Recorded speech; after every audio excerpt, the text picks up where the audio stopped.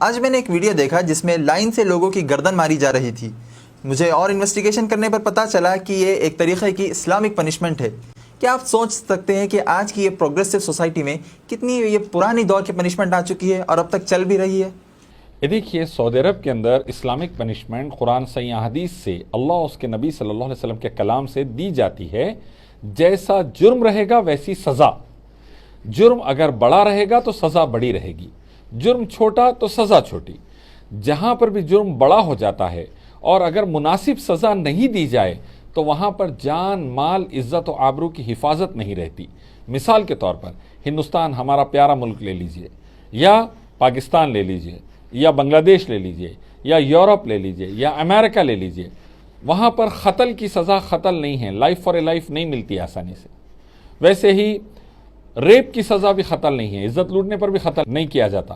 نتیجہ جرائم بڑھتے جا رہے ہیں، قتل غارت گری بڑھتی جا رہی ہے، لڑکیوں کی عزتیں لوٹنا بڑھتا جا رہا ہے۔ امریکہ، یورپ ٹیکنالوجی میں، پاور میں، پولیس میں، سب میں آگے ہے، لیکن اپنی بیٹیوں کی عزت اور جان کی حفاظت نہیں کر پا رہے ہیں، اپنے لوگوں کی جان کی حفاظت نہیں کر پا رہے ہیں۔ امریکہ میں گن ڈیتھس اٹھا کے دیکھیے آپ، قتل بے تحاشا ملیں گے آپ کو۔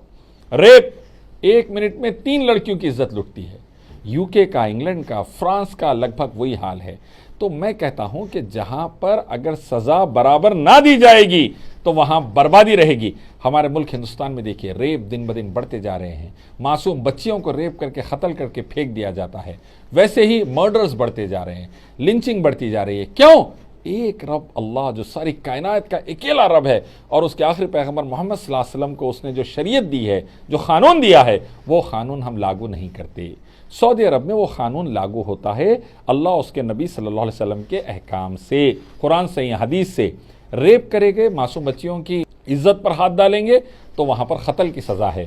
یہ جو 3 آدمیوں کو قتل ہوتا ہوا آپ دیکھ رہے ہیں، یہ ایک معصوم بچی کی عزت لوٹے تھے۔ تو عزت اسلام میں بہت اہم ہے، ہر لڑکی کی، کوئی بھی دھرم کی ہو، کوئی بھی مذہب کی ہو، کسی بھی ریلیجن کی ہو۔ تو جب اس کی عزت لوٹے تو پھر اس کی سزا قتل ہوئے۔ ویسے ہی سعودی عرب میں اگر کسی کو قتل کریں گے آپ تو اس کی سزا قتل رہے گی۔ نتیجہ دیکھیے، ہندو، مسلم، عیسائی، بہت سے دھرم کے لوگ سعودی عرب میں ملیں گے آپ کو، لیکن ان کی جان، مال، عزت و آبرو محفوظ ہے۔ وجہ نہ آپ کا قانون نہ ہمارا قانون، ساری کائنات کے ایک رب مالک اللہ کا قانون چلتا ہے، آخری پیغمبر محمد صلی اللہ علیہ وسلم کے طریقے۔ ایسا تو پھر آپ میں اور آئسس میں کوئی فرق ہی باقی نہیں رہا۔ آئسس کا مسئلہ یہ ہے کہ آئسس معصوموں کو بھی قتل کر دیتے ہیں۔ آئسس بغیر اللہ اس کے نبی کے احکام کو فالو کرے انسانوں کو جلا دیتے ہیں، جبکہ آگ کا عذاب اللہ کے نبی محمد صلی اللہ علیہ وسلم نے فرمایا صرف آگ کا رب دے سکتا ہے۔ تو آئسس معصوموں کا قتل کرتے ہیں، اس لیے ہم لوگ آئسس سے لڑ رہے ہیں۔ اس لیے اہل حدیث، سلفی، ذاکر نائک، سعودی آئسس سے لڑ رہے ہیں، مسلمان آئسس سے لڑ رہے ہیں۔ کیوں؟ وہ معصوموں کو قتل کرتے ہیں۔ RSS کے آتنکوادیوں کے خلاف ہم کیوں ہیں؟ وہ معصوموں کو قتل کرتے ہیں۔ ہم یہودی آتنکواد کے خلاف، اسرائیلی آتنکواد کے خلاف کیوں ہیں؟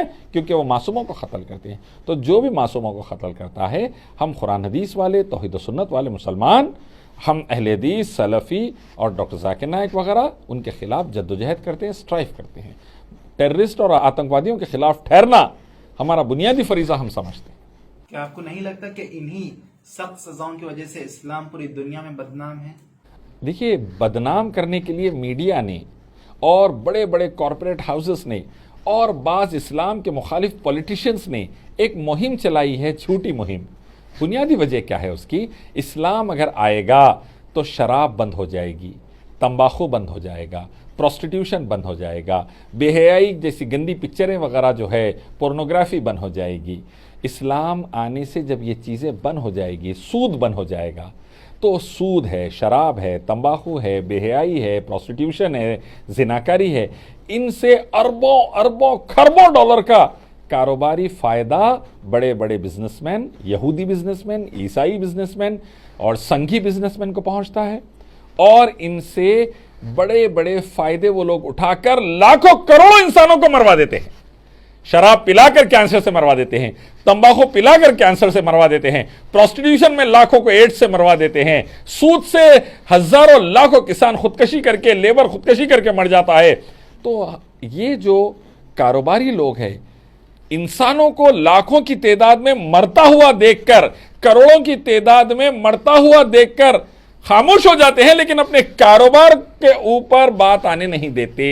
इस्लाम अगर आएगा, एक रब अल्लाह का कानून आखिरी पैगंबर मोहम्मद सल्लल्लाहु अलैहि वसल्लम जो लेकर आए वो आएगा, तो ये तमाम बर्बादियां खत्म हो जाएगी, अरबों खरबों का कारोबार खत्म हो जाएगा, सूद का, प्रोस्टिट्यूशन, जिना का, तंबाकू का, शराब का, ये बड़े बड़े जो हराम कारोबार है, पोर्नोग्राफी, बेहयाई का बंद हो जाएगा। तो वो बंद होगा लेकिन करोड़ों इंसानों का फायदा होगा। ये दुनिया के बड़े बड़े पॉलिटिशियंस और बिजनेसमैन और मीडिया नहीं चाहता, इसीलिए इस्लाम को बदनाम करते हैं। इस्लाम के बदनामी के पीछे सबसे बड़ा राज ये है कि इस्लाम आया सलामती, अमन, शांति, उन्नति लाकर गरीबों, बेवाओं, मिस्किनों, मिडिल क्लास की जान बचाता है, इज्जत बचाता है। और बड़े बड़े उद्योगपति, बिजनेसमैन, पॉलिटिशियंस, मीडिया हाउसेस ये नहीं चाहते। वो चाहते लोग लाखों में, करोड़ों में मरे तो मरे, जिए तो जिए, हमारे कारोबार को धक्का ना लगे, जो करोड़ों अरबों रुपए आ रहे हैं उसको धक्का ना लगे। और इस्लाम, अल्लाह का कानून ये नहीं चाहता। अल्लाह ये नहीं चाहता, सारी कायनात का रब्बुल आलमीन चाहता है सब सुकून से, हिफाजत से रहे। तो जब इस्लाम आया तो ये बंद होगा, इसीलिए इस्लाम को ये बदनाम करते हैं। महात्मा गांधी ने कहा था कि N I for an I will make the whole world blind. अगर हम सबके आँख के बदले आँख, जान के बदले जान ले लेंगे तो ऐसे तो पूरी दुनिया एक दिन ख़त्म हो जाएगी। मैं कहना चाहता हूं ये महात्मा गांधी का स्टेटमेंट नहीं है, उनके नाम पर जुड़ दिया गया है।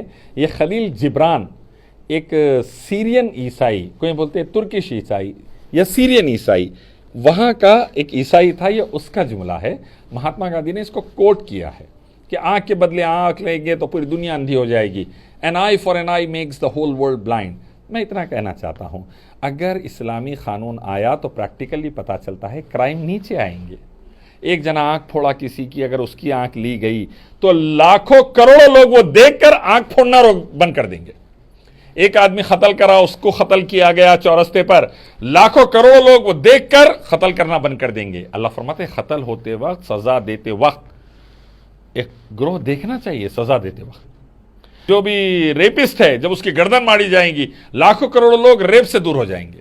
तो इंसान के अंदर डिटरेंट इफेक्ट पैदा होता है कि इंसान गुनाह से डरने लगता है सज़ा देखकर।